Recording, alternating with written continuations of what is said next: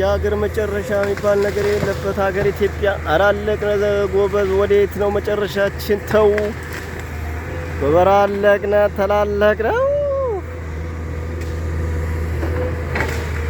ያው እንግዲህ ጄሲ የሚሏት ናቻም የናቋት ማሽን ያው እዚህ ገብታ ጫካ እየመነጠረች ትገኛለች።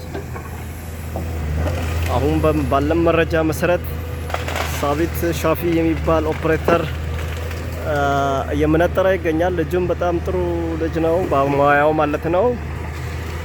ያለውን ነገር ተከታትለን የምናደርስ ይሆናል። መልካም ቆይታ ይሆንላቸው።